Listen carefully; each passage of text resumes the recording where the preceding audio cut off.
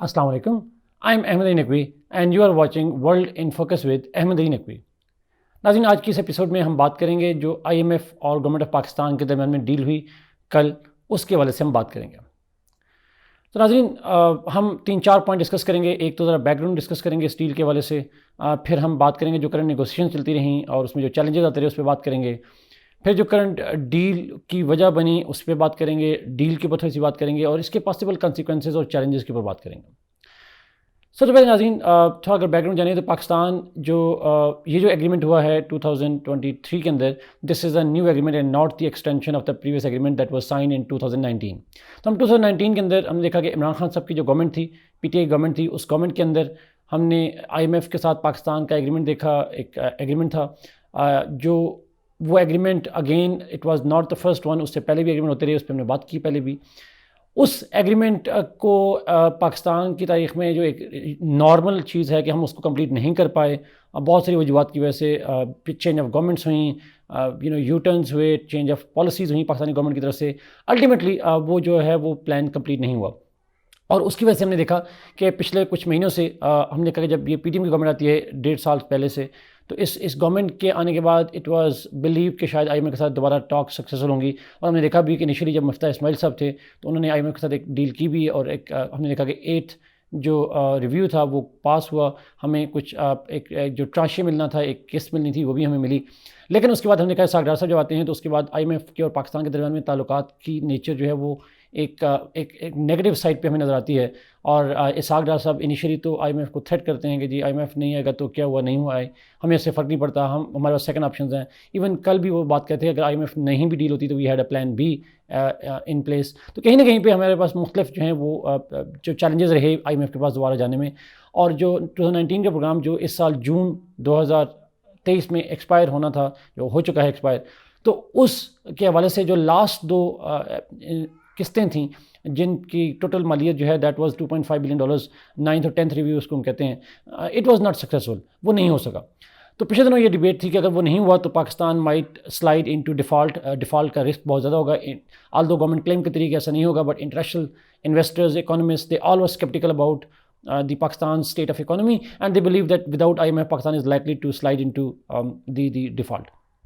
اور آئی M F کے ساتھ یہ ڈیفالٹ، آئی ایم ایف کے ساتھ ڈیل کیوں نہیں ہو پا رہی تھی، اس کی بنیادی وجہ پاکستان اور آئی ایم ایف کے درمیان میں جو پاکستان کی اسٹیٹ آف اکانومی ہے اس کے حوالے سے کچھ کنٹراڈکٹری پالیسیز تھیں، کچھ ایسے پوائنٹس ہیں جن پہ ایگریمنٹ نہیں ہوتا. ان میں سب سے امپورٹنٹ پوائنٹ یہ تھا کہ پاکستان کو کتنی فائنینسنگ کی ضرورت ہے besides I M F to make sure that it meets its external financing needs. اس حوالے سے پاکستان کا آرگومنٹ یہ تھا کہ ہمیں $3 بلین کی جو ہے وہ ایکسٹرنل فائنینسنگ نیڈ ہے besides I M F. I M F کا خیال تھا کہ نہیں، you needed $2 billion extra for that. تو کہیں نہ کہیں پہ ہمارے درمیان میں وہ جو $3 بلین کی اسسمنٹ تھی وہ ہم نے ارینج کی by making contacts with some Arab friends as well as China. لیکن آئی ایم ایف کا خیال تھا کہ $2 billion more needed to be added. لیکن الٹیمیٹلی اس پوائنٹ پہ ایگریمنٹ نہیں ہوا. لیکن پھر ہم نے دیکھا کہ ایک ڈیولپمنٹ جو ہوئی کل، وہ ایک تھوڑا سا سرپرائزنگ ڈیولپمنٹ اس لیے تھی بیکاز پیپل ایکسپیکٹڈ کہ پریویس جو کمٹمنٹ ہے، پریویس جو ایگریمنٹ ہے 2019 کا، اس کے جو لاسٹ 2 ریویوز ہیں یا ایٹ لیسٹ جو سیکنڈ لاسٹ ریویوز ہے 9th ریویو، وہ کمپلیٹ ہوگا. لیکن ہم نے دیکھا کہ الٹیمیٹلی جو کل اناؤنس کی گئی ڈیل، نیا ایگریمنٹ اناؤنس کیا گیا، اس ایگریمنٹ کے اندر ہم نے کوئی ایک پریویس ڈیل کو دیکھا، ہم نے ایک نیا ایگریمنٹ دیکھا، ایک اسٹینڈ بائی ایگریمنٹ دیکھا جو کہ فار دا نیکسٹ 9 منتھس کے لیے ہوگا. اور اس 9 منتھس کا جو ایگریمنٹ ہے اس کے اندر پاکستان کو ملیں گے اپروکسیمیٹلی $3 بلین. اور اس اسٹینڈ بائی ایگریمنٹ 9 منتھس کا مطلب یہ ہے کہ it's a short term kind of facility, it's a short time solution to Pakistan's problem but a huge one considering Pakistan. Time کے لحاظ سے تو شاید یہ 3 منتھس ہو، 9 منتھس ہوں، لیکن اگر ہم اس کے امپیکٹ کے لحاظ سے دیکھیں تو $3 billion is a quite lot of money for Pakistan. It would really boost Pakistan's foreign exchange reserves. It would significantly reduce or at least for the time being end the possibility of Pakistan's sovereign default internationally. تو اب ناظرین آتے ہیں کہ اس deal کے پیچھے جو پچھلی ڈیل کے نہ ہونے کی وجہیں کیا تھیں. ناظرین اس کی بہت ساری وجہ میں سے جیسے میں نے کہا اکنامک فیکٹر تھا، لیکن ہمیں پاکستان کے اندر اس کو بہت طریقے سے انٹرپریٹ کیا گیا. ہمارے یہاں انٹرپریٹ یہ کیا گیا کہ یہ جو ڈیل ہے اس کے نہ ہونے کی وجہ جیو پالیٹکس ہے. اسحاق ڈار صاحب پبلکلی یہ کہتے رہے. اینڈ جیو پالیٹکس کا مطلب یہ تھا کہ شاید کچھ ویسٹرن پاورز نہیں چاہتی، انکلوڈنگ دا یونائٹڈ اسٹیٹس نہیں چاہتا کہ پاکستان سروائیو کرے. They wanted Pakistan to default. But what happened that actually changed the heart of the IMF because ہماری طرف سے دو چیزیں تھیں, دو فیکٹر تھے جن کی وجہ سے آئی ایم ایف کا چینج آف ہارٹ ہمیں نظر آتا ہے. ایک تو پاکستان کی جو فسکل ایڈجسٹمنٹ تھیں وہ کی گئیں. ہم نے اس سال پاکستان کے اندر جو بجٹ پریزنٹ کیا اس کے بعد آئی ایم ایف کو پبلکلی ڈکلیئرڈ کچھ ریزرویشنز تھیں. اس کے بعد ہم نے دیکھا کہ پاکستان کی گورنمنٹ نے کچھ چینجز کی. We committed to additional more than 200 billion rupees of revenues. We decided to have some limitations on we had some cut on expenditures as well. اس طریقے سے ہم نے دیکھا کہ اسٹیٹ بینک آف پاکستان نے پالیسی ریٹ کو 21% سے بڑھا کے ہسٹورک ہائی 22% پہ بڑھا دیا. تو کہیں نہ کہیں پہ ہم نے دیکھا کہ پاکستان گورنمنٹ کی طرف سے ایک فسکل ڈسپلن کی وجہ سے کچھ جو ہیں وہ ایک اسٹیپس لیے گئے. لیکن آن دا ادر ہینڈ اگر ہم امیڈیٹ ریزن دیکھیں تو ناظرین اس کی طرف سے اس کا جو رول ہے وہاں پہ بہت امپورٹنٹ وہ شہباز شریف صاحب جو پرائم منسٹر آف پاکستان ہیں ان کی جو ڈائریکٹ کنیکشنز تھے, ڈائریکٹ جو کانٹیکٹس تھے with the I M F managing director M D, ان کے ساتھ پچھلے کچھ دنوں سے ہم نے دیکھا کہ آئی ایم ایف کے ساتھ آئی ایم کے ایم ڈی کے ساتھ پرائم منسٹر شہباز شریف صاحب کی ملٹیپل میٹنگس ہوئیں اور 3 میٹنگس ہوئیں اور اس کے بعد 3 دفعہ ٹیلیفونک کنورسیشنز ہوئیں.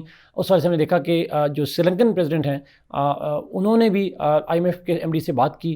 تو کہیں نہ کہیں پہ ہمیں یہ لگا کہ پاکستان کی انٹرنیشنل ہمیں obviously امریکنز کو انگیج کیا, امریکن کے ساتھ امریکن امبیسڈر کے ساتھ اسحاق ڈار صاحب کی ملاقات ہوئی.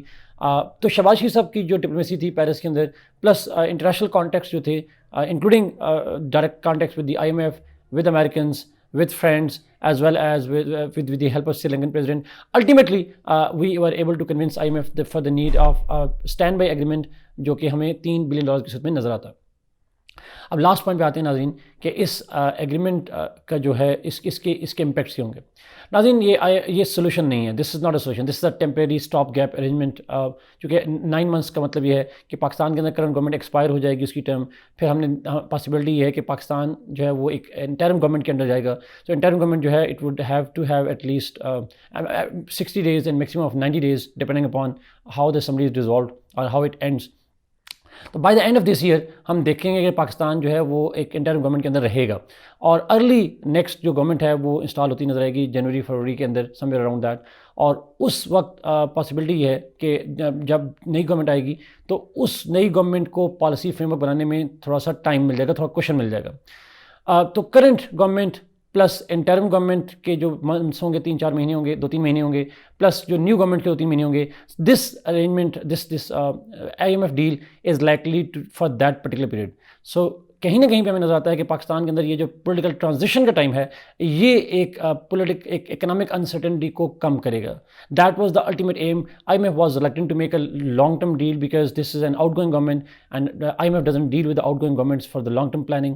Interim government obviously is not mandated to go for long term planning. So اس لیے I think it's a stop gap arrangement. اور جو نئی گورنمنٹ آئے گی it will have to make for a longer term agreement with the IMF later on. So this standby agreement is the prelude to the next agreement which is likely to come in the first half of the next year. But at the same time کیا اس government کے پاس, چونکہ current government جو ہے وہ ایک election government ہے, election mood میں گورنمنٹ ہے, تو کیا یہ ایک پاپولر ڈیسیجنس کر پائے گی؟ آئی تھنک جو پاپولر ڈیسیجن کرنے تھے وہ اس بجٹ کے اندر کر چکے, جیسے ہم سیلری انکریز کی بات کی اس میں پہلے بات کر بھی چکے ہیں. لیکن جو اس کے بعد اگر گورنمنٹ ایسا اسٹیپ لیتی ہے جس میں آئی ایم کے ساتھ جو کمٹمنٹس ہیں, جو پرٹیکولر کنڈیشنلٹیز ہیں جس کا ذکر بعد میں آئے گا, اگر ان کو وائلیٹ کرتی ہے then it is less likely and least likely کہ پاکستان ول ناٹ ڈیفالٹ, اور the next جو انکم گورنمنٹ ہوگی that is likely to go for any kind of new deal with the IMF. تو پاکستان کی کرنٹ گورنمنٹ کے پاس I think this is the last opportunity to make sure that IMF is not annoyed because of continuous kind of missteps of Pakistan's governance, breaking of the promises and commitments with the IMF, and the political uncertainty that has gripped Pakistan for the last 1 year. وہ کہیں نہ کہیں پاکستان کی اس economic condition کو deteriorate نہیں کر رہی ہوتی. So to conclude ناظرین, ہم کہہ سکتے ہیں that IMF and Pakistan are the old friends, and Pakistan has been one of the oldest and the largest client of the IMF. اور یہ جو client relationship ہے this is likely to continue at least in the foreseeable future unless Pakistan makes structural changes, not because IMF wants those changes but because Pakistan realizes that it needs those changes. But those structural reforms are not possible without the realization among the political leadership, and not just the military leadership. The political leadership that has to understand that political differences aside, they would continue. This is a part of the politics internationally, but economics cannot be sacrificed for the sake of the political interest. This is something that Pakistan needs to learn, and this is where I coined a term, I used this term, the economic secularism is needed in Pakistan's polity and Pakistan's political discourse. Let's hope, Nazeen, that this IMF deal is likely to be a precursor for that realization and for the long-term structural reforms in Pakistan. Thank you so much, Nazeen, for watching this program. Kindly like this video, share it, and subscribe this channel. Allah Hafiz.